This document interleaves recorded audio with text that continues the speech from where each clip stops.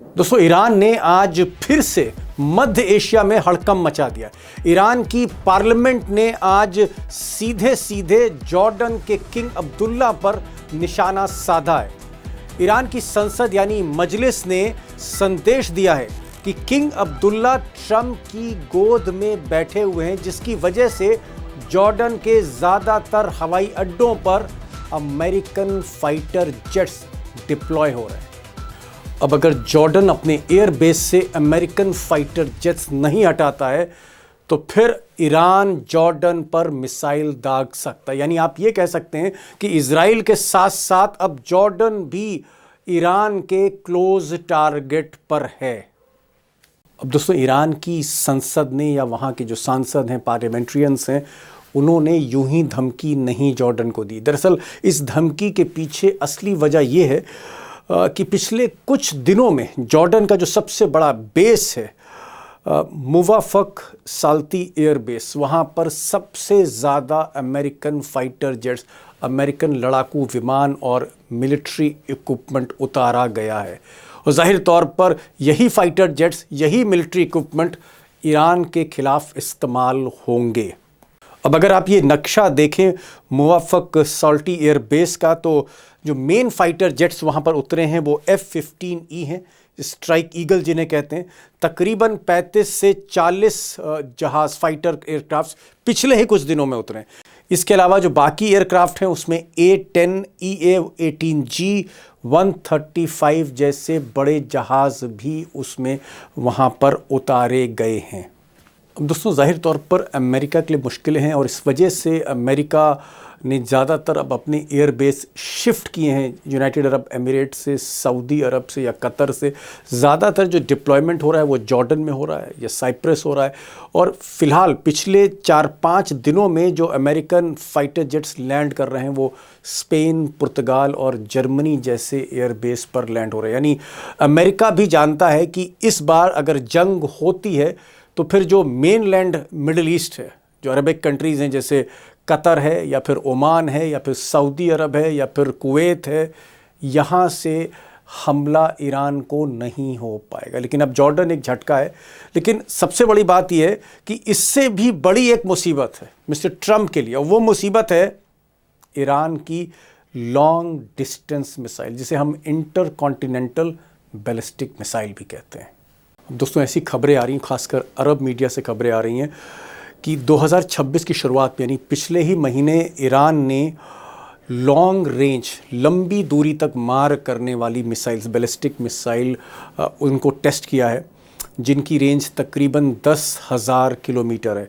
और ये जो मिसाइलें हैं, जिन्हें inter continental ballistic missile ICBM भी कहते हैं, ये दुनिया में कुछ ही मुल्कों के पास है। भारत के पास है ये टेक्नोलॉजी, चाइना के पास है, रशिया के पास है, अमेरिका के पास है। लेकिन अब इस तरह की खबरें आ रही हैं कि ये जो टेक्नोलॉजी है इसको ईरान ने भी हासिल किया है। और अगर ये टेक्नोलॉजी एग्जिस्ट करती है और ये जो टेस्टिंग की खबर सही है, जिसकी गुंजाइश है कि सही हो सकती है, तो फिर ईरान की ये जो लॉन्ग डिस्टेंस मिसाइल्स हैं, इनके टारगेट पर कई अमेरिकी शहर हैं। खासकर जो ईस्ट कोस्ट पे, अमेरिका के जो पूर्वी तट पर जो शहर हैं, उसमें वाशिंगटन DC भी है, उसमें न्यूयॉर्क भी है, उसमें कई शहर हैं जो मिसाइल के रेंज में है ईरान के। अब दोस्तों, जानकारों का कहना है कि ट्रंप जो बातचीत के लिए इतना जोर दे रहे हैं और जिस पर टर्की भी चाहता है, सऊदी अरब भी चाहता है कि ईरान और अमेरिका में बातचीत हो इस मसले पर, उसके पीछे जो असली वजह है वो ये लॉन्ग रेंज डिस्टेंस मिसाइल्स हैं, जिसकी टेस्टिंग ईरान ने की। अब अमेरिका को लगता है कि अगर इन मिसाइल्स का, लॉन्ग रेंज मिसाइल्स के प्रोडक्शन को अगर लिमिट करे ईरान, या फिर उस प्रोडक्शन को बंद करे, तभी अमेरिका को राहत मिलेगी। और हो सकता है कि जो बातचीत है, भले ही वो न्यूक्लियर डील को लेकर हो रही हो, और जो बातचीत ओमान में होने जा रही, पहले टर्की में हो रही थी, अब ओमान में जो बातचीत हो रही है, न्यूक्लियर डील सिर्फ एक बहाना है। दरअसल अमेरिका चाहता है कि ये जो लॉन्ग रेंज डिस्टेंस मिसाइल्स हैं, बैलिस्टिक मिसाइल्स हैं, hypersonic, high speed, high range, long range, इनका प्रोडक्शन सीमित हो या बंद हो, तभी अमेरिका सैंक्शंस लिफ्ट करेगा। पाबंदियां तभी हटेंगी जब डील बैलिस्टिक मिसाइल्स पर होगी। न्यूक्लियर डील सिर्फ एक बहाना है। दोस्तों, जहां पर अमेरिका के अपने हित हैं, ईरान के अपने हित हैं, दोनों हितों को लेकर टकराव है, वहां पर अंदेशा ये होता है कि जो बातचीत होने जा रही है इससे हासिल क्या होगा, क्या कोई सोल्यूशन निकलेगा, और क्या ईरान को वाकई अब लगता है कि जो बातचीत है सिर्फ ईरान को फंसाने के लिए है। टाइम बाय कर रहे हैं ट्रंप, और इसलिए ईरान अपना रुख सख्त करता चला जा रहा है। और आज जिस तरह से ये लॉन्ग डिस्टेंस मिसाइल की बात हो रही है, या फिर जॉर्डन को टारगेट करने की बात हो रही है, या उन मुल्कों को कहा जा रहा है कि अगर आप अमेरिकन फाइटर जेट्स को अपने बेस पर जगह दोगे तो हम टारगेट करेंगे। क्या ईरान इसलिए अपना रुख सख्त कर रहा है क्योंकि उसको लग रहा है कि बातचीत जो है वो सिर्फ औपचारिकता है, कहीं ना कहीं फंसाने की कोशिश है। अब दोस्तों, चाहे किंग अब्दुल्ला हो या फिर जॉर्डन हो, जॉर्डन मूलतः एक इस्लामिक स्टेट है, 95% से ज़्यादा मुस्लिम्स हैं, तो फिर ईरान क्यों टारगेट करना चाह रहा है? जो ईरान इस्लामिक सॉलिडारिटी की बात कर रहा है वो क्यों टारगेट करना चाह रहा है? उसके पीछे कई कारण हैं। और आज मैंने इसीलिए अमरीश मिश्रा से कहा कि आखिर क्या वजह है कि किंग अब्दुल्ला भी निशाने पर हैं, नेतन्याहू भी निशाने पर हैं, और अमेरिका तो निशाने पर है ईरान के। सुनिए ज़रा, अमरीश मिश्रा साहब को सुनिए, कुछ नई बातें बता रहे हैं। अमरीश जी, ये जो जॉर्डन का एंगल नया आया है कि जॉर्डन पर भी हमला हो सकता है, ईरान कर सकता है, और इस तरह की धमकी कोई इंडिविजुअल नहीं दे रहा है, ईरान की पार्लियामेंट से ये संदेशा जा रहा है कि जॉर्डन अगर थोड़ी सी भी चालाकी दिखाता है, अमेरिका को फुटहोल्ड देता है, अमेरिका के को अपने बेस पूरी तौर पे यूज करने को देता है, तो फिर नेक्स्ट टारगेट जॉर्डन भी है इजराइल के बाद।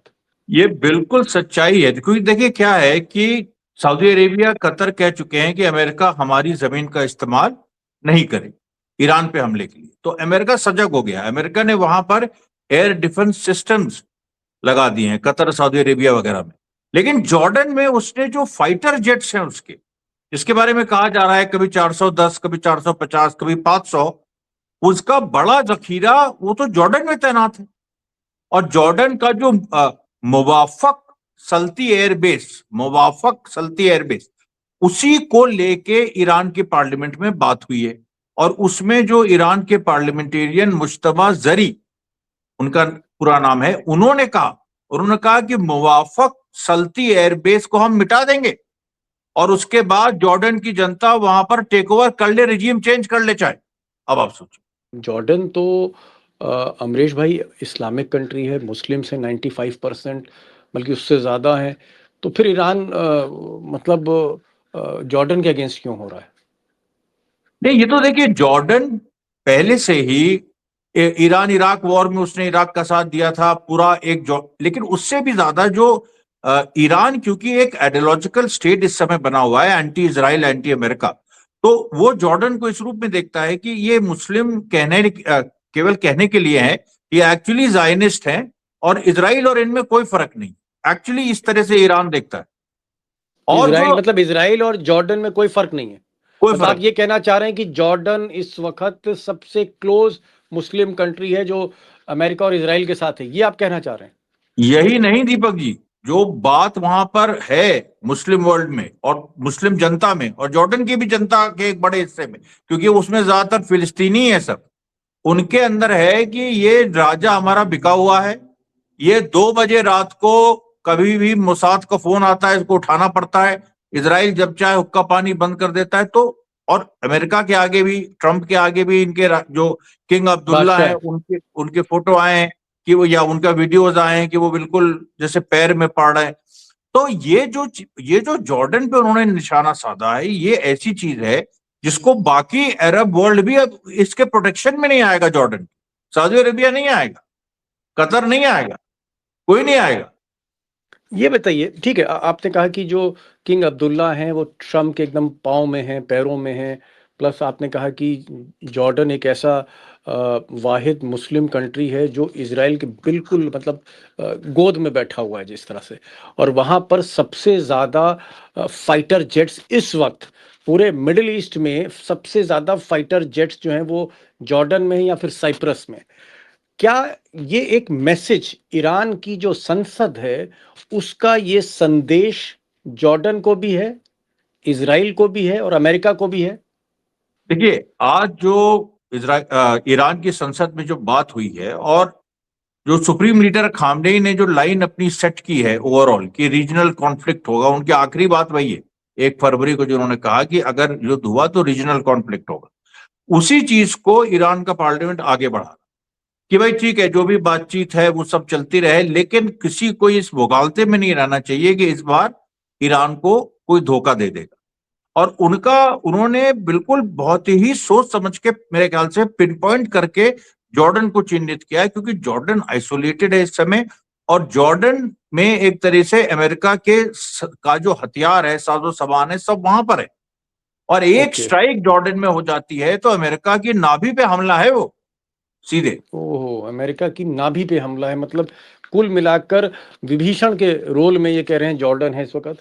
मैं एक चीज और जानना चाह रहा था दोस्तों के लिए भी, क्या मैं ये मानूं, अमरीश भाई आप तो एक्सपर्ट हैं, कि सऊदी अरब, कतर, ओमान, कुवैत, बहरीन, ये जो देश हैं, ये सारे देश इस वक्त अमेरिका से कहीं ज्यादा ईरान के करीब हैं और ईरान के साथ हैं, और जॉर्डन एक ऐसा वाहिद मुल्क है, ऐसा देश है जो कहीं ना कहीं ईरान के साथ नहीं, अमेरिका की गोद में बैठा हुआ है। ये बात बिल्कुल सही है, क्योंकि अभी जो फिलहाल जितना इक्वेशन जो पूरा बन रहा है उसमें देखिए इजिप्ट बिल्कुल अलग है, वो शांत है, कुछ बोल ही नहीं रहा, और इजिप्ट में उस तरह से अमेरिकन बेसिस भी नहीं है। टर्की जो है उसने कह ही दिया है कि ईरान के साथ है, सऊदी अरेबिया ने कह दिया, कतर ने कह दिया है। अब जॉर्डन एक अकेला मुल्क ये बच जाता है जिसके पास बड़ा बेस है, मतलब जो उसका जो साइज है जी, उसका बड़ा बेस है, और अमेरिका उसी को इस्तेमाल करेगा। अमेरिका अभी अरब देशों को नाराज नहीं करना चाह रहा है, हालांकि इजराइल प्रेशर डाल रहा है कि करो, हम तुम्हें करना ही है, हमारी लॉबी का प्रेशर है, वो है। लेकिन जॉर्डन को देखिए, एक जो यहाँ पर जिस तरीके से एक जॉर्डन की पोजीशन बन गई है, बड़ी ऑकवर्ड सी बन गई है। अब वो आगे क्या करेगा, क्या कहेगा, कभी वो इधर भी जाता उधर भी जाता। लेकिन जॉर्डन में एक और बड़ी बात आपको पता है, खुलासा है ये दीपक जी, कि अगर ईरान का जो, मैं जब ईरान में था तो ये बात हुई थी एक सेमिनार, कि अगर इजराइल पे का ग्राउंड इन्वेजन ईरान करता है तो जॉर्डन के थ्रू करेगा। और जी, क्योंकि जॉर्डन पर पहले कब्जा होगा और वहां से जॉर्डन से घुसेगा इजराइल। हाँ, जॉर्डन से वो इजराइल में घुसेगा। ये पूरी प्लानिंग है, ये फील्ड स्ट्रेटजी ईरान की है। वैकल्पिक एक चीज और मैं जानना चाहूंगा, जैसे कई ऐसे मुल्क हैं, मैं बहुत से मुल्कों का नाम नहीं ले रहा हूं, बहुत डिटेल हो जाएगा। कई मुल्क हैं अरब देशों में, मिडिल ईस्ट में, जहां जनता का जो जहन है, जनता का माइंडसेट कुछ है और वहाँ के बादशाह का माइंडसेट कुछ है। यानी जनता एंटी अमेरिकन है और जो बादशाह है वो प्रो अमेरिकन है। क्या जॉर्डन में आपको लगता है, जो 95% से ज़्यादा मुस्लिम्स हैं, मुस्लिम कंट्री है, क्या वहाँ अधिकांश मुस्लिम जॉर्डन में, वहाँ के सिटीजन्स, नागरिक, वो अमेरिका के अगेंस्ट है? 100%। देखिए वहां पर फिलिस्तीन के सवाल पे, क्योंकि उसमें ज्यादातर फिलिस्तीनी ही हैं, जो अरब पॉपुलेशन जॉर्डन की है। हाँ, फिलिस्तीनी, क्योंकि देखिए जो वेस्ट बैंक है आज, जो फ्यूचर पैलेस्टीनियन स्टेट का जो हिस्सा होगा वेस्ट बैंक, ये तो जॉर्डन में ही था ना 67 तक। इसको तो इजराइल ने 67 में लिया, वो जो सिक्स डे वॉर हुई थी। तो इसलिए जॉर्डन जो है वो एक तरह से फिलिस्तीन का ईस्ट बैंक है, तो उसको अपने ही मानते हैं फिलिस्तीनी। और वहां पर वहां के राजा ने जुल्म किया है। वहां के राजा ने, जब वहां की जनता ने कोशिश की कि गाजा में बमबारी हो रही थी, जेनोसाइड हो रहा था, तो खड़े हो गाजा के लोगों के साथ। हमले भी इजराइल पे वहां से हुए, वहां की जनता ने किए, तो वहां पर जॉर्डन के राजा ने उनको दबाया। तो ये भी एक नाराजगी है जॉर्डन के राजा के खिलाफ। तो वहां एक्चुअली कुछ ऐसा हो सकता है कि रिजीम चेंज जैसी सिचुएशन आ जाए। मतलब आप ये कहना चाह रहे हैं कि इससे पहले कि मिस्टर ट्रंप ईरान में रिजीम चेंज करें, खामनाई जॉर्डन में रिजीम चेंज करने की कुवत रखते हैं, हैसियत रखते हैं? 100%। Jordan is the weakest link in the Arabic chain. Okay, सबसे कमजोर कड़ी है जॉर्डन। और जॉर्डन के बारे में आज जो ईरान की संसद ने कहा कि हम उन एयरपोर्ट्स को नक्शे से मिटा देंगे जहां पर जॉर्डन ने अमेरिकी हवाई जहाज़ों के बेड़े जो है उनको पनाह दे रखी, ये इस तरह की बात हो रही है। हालांकि एक चीज़ मैं दोस्तों और कहूँ कि डरते डरते ही सही, लेकिन जॉर्डन ने अपना जो रुख है साफ किया। उन्होंने कहा कि भाई हम कोशिश ये करेंगे कि हम ईरान पर जो है अपनी ज़मीन से अटैक नहीं होने देंगे, ये उन्होंने कहा है। अब वो कितना सच होता है ये तो भाई अमरीश भाई बता ही रहे हैं। अब एक दूसरे सवाल पे मैं आ रहा हूँ, और ये सवाल भी बड़ा इम्पोर्टेंट है कि कहीं ना कहीं लोग कह रहे हैं कि ट्रंप साहब जो बातचीत के लिए राजी हुए, या जो बातचीत के लिए उन्होंने जोर दिया ट्रंप ने, उसके पीछे जो ईरान की जो लॉन्ग रेंज मिसाइल्स हैं, जिनकी भी हाल फिलहाल में टेस्टिंग हुई है, कोई 8,000 किलोमीटर तक मार करती है, कोई 10,000 किलोमीटर तक मार करती। ये जो long distance long range missiles हैं, जिन्हें हम लोग ICBM कहते हैं, इंटर कॉन्टिनेंटल बैलिस्टिक मिसाइल, जो भारत के पास है, चाइना के पास है, रशिया के पास है, US के पास है, उस तरह की मिसाइलें भी खामनाई साहब के साइंटिस्ट ने बना ली है। और ये मिसाइल खासकर जो ईस्ट ऑफ अमेरिका, अमेरिका के ईस्ट कोस्ट पे जो शहर हैं, चाहे वो फ्लोरिडा हो, चाहे वॉशिंगटन हो, चाहे वो न्यूयॉर्क हो, ये सब निशाने में हैं। तो क्या अमेरिकी शहर, अमेरिका के कई शहर, जिसमें वॉशिंगटन DC कैपिटल भी है, ये खामनाई की जो नई मिसाइलें हैं हाई रेंज, उसके निशाने पर हैं? और यहाँ पर अमेरिका को लगता है कि भाई ईरान का कोई भरोसा नहीं, यहाँ भी हमला हो सकता है। क्या इस तरह की बातें, जब आप तेहरान में थे और तेहरान में आप वहाँ के मिलिट्री एक्सपर्ट से बात कर रहे थे, क्या इस तरह की भी कोई जानकारी है आपके पास? मैं तो क्या बताऊं दीपक जी, आपने सवाल पूछ लिया। वहां पर तो ये बात हो रही थी कि अगर ईरान चाहे तो व्हाइट हाउस सीधे निशाने पे है। Oh my God, oh my हाँ, गॉड। व्हाइट हाउस को अगर कोई नेस्तनाबूद कर सकता है तो ईरान की मिसाइल कर सकती है इस समय। ओके, ये सिचुएशन है, और उनके पास पूरी ट्रेजेक्ट्री है। एक मिसाइल की उसमें एक टेक्निकल टर्म है ये कि ट्रेजेक्ट्री, क्योंकि मतलब क्षमता उनके तो पास चाइना के पूरा पास पाथ है, वो पूरा पूरा एक एक उन्होंने उसके वेक्टर्स वगैरह रूट उस है सब जी। कुछ वो कैलकुलेट किया हुआ है, जो रशिया चाइना ने अभी तक शायद नहीं किया है। तो वो जो पूरी एक इसको भी टेक्नोलॉजी कहेंगे, वो जो तो स्टडी क्या है ऐसा तो नहीं है, टेक्नोलॉजी। इसीलिए इसीलिए न्यूक्लियर के बहाने जो बार बार ट्रम्प कह रहे हैं कि ballistic missile program Iran limit करे, लिमिट करे, यही कारण है? और इसीलिए बातचीत बहुत हो रही है कि भाई पहले मिसाइल जो है इसका प्रोडक्शन कम करिए, अपनी सब, मिसाइलों को लिमिट करिए। बिल्कुल बिल्कुल। देखिए, सबसे ज्यादा डर अमेरिका को भी, इसराइल को तो है ही, इसराइल तो खत्म हो जाएगा, अमेरिका को भी मिसाइल से सबसे ज्यादा डर है। क्योंकि संभावना दीपक जी ये है कि अगर जंग शुरू हो जाती है कायदे से, तो ट्रंप को फिर हवा में रहना होगा। एयरफोर्स 1 जो उसका जहाज है, अभी कतर ने जो गिफ्ट किया था वो तो ठीक से तैयार भी नहीं हुआ है। उसको व्हाइट हाउस छोड़ना पड़ेगा, हवा में रहना पड़ेगा, वहां से देश चलाए। ये स्थिति है, ये ओके, अंदर की रिपोर्ट है। चलिए भाई, आपने तो आज अमरीश साहब डरा ही दिया। अमरीश भाई, अब तीसरे मुद्दे पर आ जाते हैं। तीसरा मुद्दा ये है, और बड़ा इंपॉर्टेंट है, कि भाई ट्रम्प चाहते हैं बातचीत हो, और अली खामनाई भी आखिर में तैयार हो ही गए बातचीत के लिए, और उनके जो ईरान के जो फॉरेन मिनिस्टर हैं वो बातचीत करने जा रहे हैं, अब्बास अराक्ची। लेकिन अचानक मैं देख रहा हूँ कि पहले टर्की में बात हो रही थी, अब वो ईरान कह रहा है कि भाई हम टर्की में बात नहीं करेंगे, क्योंकि और भी कुछ मुल्क उसमें शामिल हो रहे हैं। वो ओमान में बातचीत करना चाहता है। क्या आपको लगता है वाकई बातचीत से कोई हल निकलेगा? ये बातचीत सिर्फ औपचारिकता है, फॉर्मेलिटी हो रही है, और अल्टीमेटली जंगी होगी? क्योंकि बहुत से ऐसे पॉइंट्स होंगे जहां पर मुझे लगता है ईरान हो सकता है रेडी ना हो। आपका क्या कहना है इस पर? यही मानना है कि जो अमेरिका और इजराइल है, वो ये स्ट्रेस जरूर करेंगे कि बैलिस्टिक मिसाइल प्रोग्राम पे कम से कम कुछ तो करो। अगर उसको हम लिमिट करने को कह रहे हैं, आप सबसे जो घातक हैं, व्हाइट हाउस वाली या इजराइल वाली, इजराइल तक जो पहुंच सकती हैं, उनके बारे में कुछ तो पीछे हटो।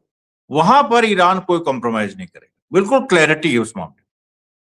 तो इसलिए देखिए, अच्छा, सैंक्शंस की बात, ईरान कहेगा कि इवन न्यूक्लियर में जो आप कह रहे हो, हम अगर इनरिचमेंट कम भी करते हैं तो सैंक्शंस हटाओ।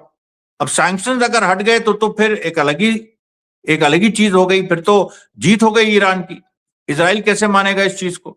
तो इसलिए देखिए, यहां पर 70% जंग, 70-75% बल्कि मैं कहूंगा जंग के पक्ष में इस समय स्थिति है, और केवल 20-25% जो है ये हो पीस सकता को है। आप डिप्लोमेसी, पीस भी नहीं, डिप्लोमेसी को आप चांस दे सकते हैं। तो ये थे अमरीश मिश्रा। अमरीश मिश्रा कह रहे हैं कि भाई कुछ इस तरह के मसले हैं, जैसे बैलिस्टिक मिसाइल प्रोग्राम है या फिर सैंक्शन हटाने की बात है, ये टकराव रहेगा, इसी टकराव की वजह से ही जंग की नौबत है और लगता नहीं है इनको कि इसमें कोई सॉल्यूशन निकलेगा। 75% चांसेस कह रहे हैं कि ये फिर से जंग की तरफ ही स्थितियां आगे आएंगी, ये कह रहे हैं। और वैसे भी अगर दोस्तों आप देखें तो 2 दिन पहले ही ईरान का जो ड्रोन था वो यूएसएस अब्राहम लिंकन जो युद्धपोत है वहां से उड़े एक फाइटर जेट ने उसको गिरा दिया। तो टेंशन्स हैं।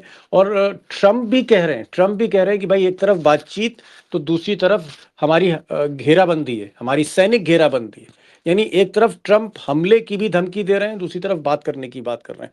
और इसलिए शायद अली खामनई ने कहा था कि अगर डील में बातचीत में धोखा होता है, जैसा पिछली बार हुआ था 2025 में, तो फिर जंग ही से सब कुछ तय होगा, फैसला फिर जंग से ही होगा।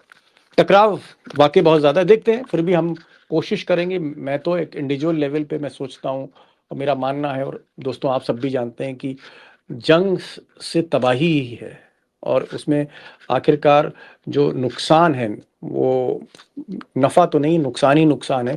जान माल का भी नुकसान है, जानें जाती हैं, तमाम लोग उसमें जो है निर्दोष मारे जाते हैं। और ऐसी स्थितियों को अगर टाल दिया जाए तो ज़्यादा बेहतर है, लेकिन अमरीश भाई का कहना है कि चांसेस कम लगते हैं। अमरीश जी, आप इस प्रोग्राम में आए और आपने खुलकर बात करी। Thank you so much for joining this program. Thank you so much.